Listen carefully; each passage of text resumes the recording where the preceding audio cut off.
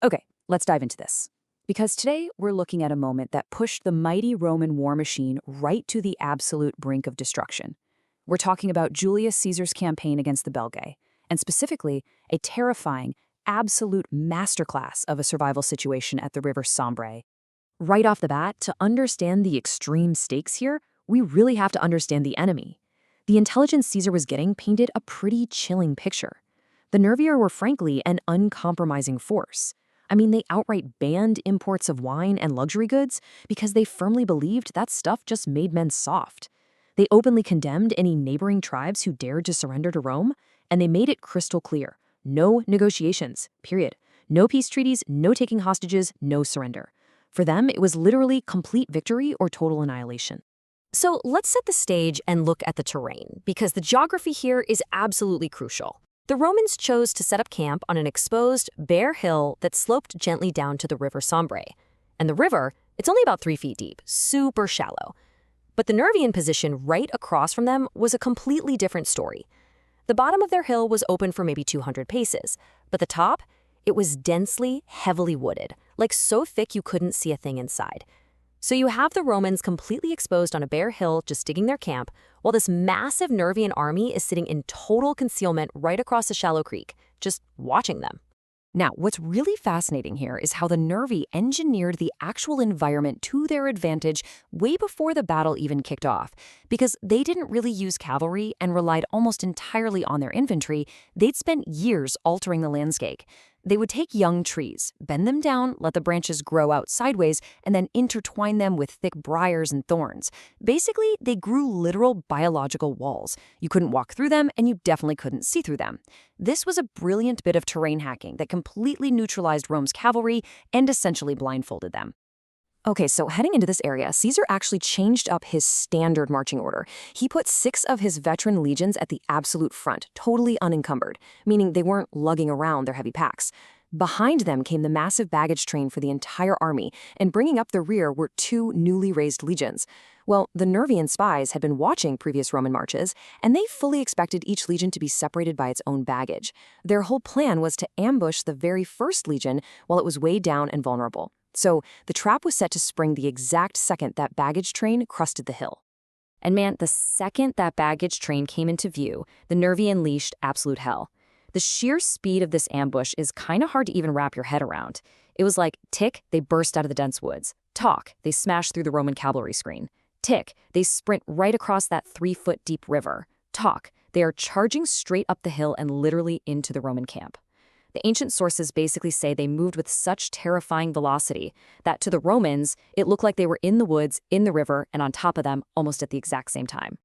I want you to freeze frame the action right here and just think about the staggering cognitive load on Caesar in this exact moment. In a matter of seconds, he has to do literally everything. He has to raise the battle standard, sound the trumpet to call men to arms, try to pull back all the guys who wandered off to chop wood for the camp, physically form a battle line, somehow give an inspiring speech to keep up morale, and issue the watchword. I mean, it is an impossible, overwhelming checklist when 60,000 screaming warriors are sprinting up a hill at your totally disorganized army. So you're probably wondering, how on earth did the Romans not just instantly die? Well, the answer is their absolutely brutal discipline. Usually, an army just waits around for the general to yell out orders. But the Roman legions, they were a machine. Their training was so cold, so systematic, and so deeply ingrained from years of fighting that these guys didn't need to wait for a command. Muscle memory just took over. They essentially acted as an automatic defense mechanism, instantly forming up and doing whatever tactical maneuvers were necessary to just stave off immediate annihilation. But here's the thing, muscle memory alone isn't going to save you. You need leadership right there on the ground. And this is where Caesar's tactical genius and foresight really shine. Knowing they were in super hostile territory, he had issued a really strict rule before they even marched. Absolutely no lieutenant was allowed to leave their legion or the camp construction until the whole thing was fully secured.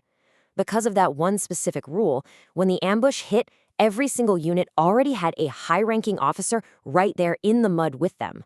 They didn't wait for Caesar to tell them what to do. They just instantly executed the right defensive maneuvers for their specific sector.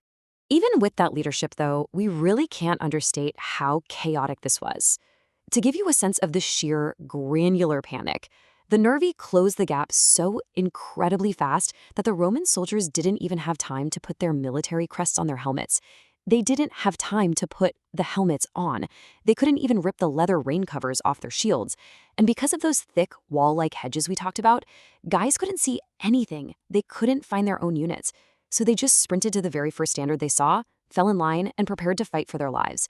Now watch how this builds, because this localized success actually creates a massive vulnerability. Out on the flanks, that Roman discipline was winning. The 9th and 10th legions on the left and the 11th and 8th on the right fought so hard they pushed their attackers back down the hill and into the river, which sounds great, right? But in doing so, they pushed forward and accidentally left the entire front and left side of the main Roman camp completely wide open. And the main Nervian force, led by their commander Bojuandatis, saw this exact gap and just poured right into it. Which brings us to the ultimate crisis point over on the right wing. The 12th Legion is completely surrounded. I mean, the situation is beyond desperate. The soldiers are pushed so tightly together that they literally don't have the physical space to swing their swords. It's a crush of bodies. Almost all the centurions of the 4th cohort are dead. The standard bearers killed, the standard itself is lost. Even their chief centurion, this famously tough guy named P. Sextius Baculus, is wounded so badly he can't even stand up. Oh, and to make it worse, the Allied cavalry took one look at this absolute slaughterhouse and just ran for it in sheer terror. The line is buckling. Men are literally trying to dodge incoming spears instead of fighting back. Caesar realizes there are absolutely zero reserves left. No one is coming to save them. So he does the only thing a true commander can do in that moment.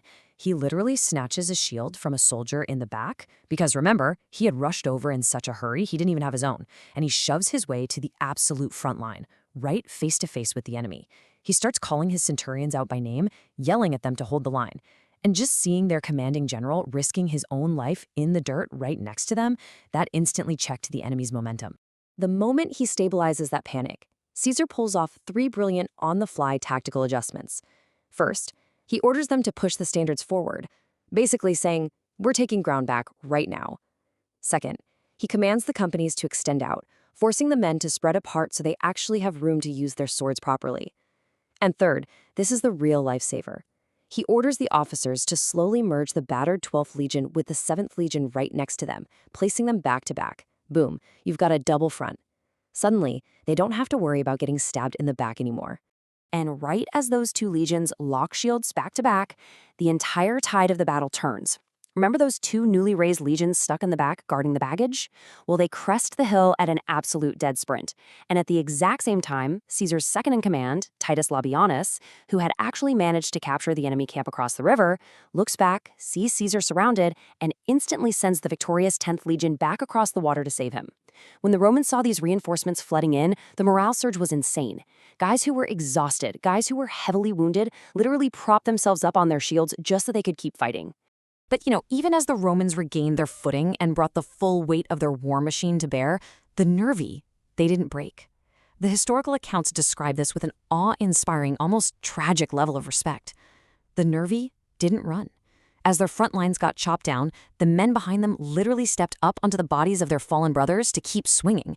And when those guys fell, making these horrific mounds of corpses, the survivors stood on top of the mounds, snatching Roman javelins out of the air and throwing them right back.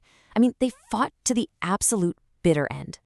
So the crucial point of all this tactical brilliance and bloodshed is really captured in the aftermath.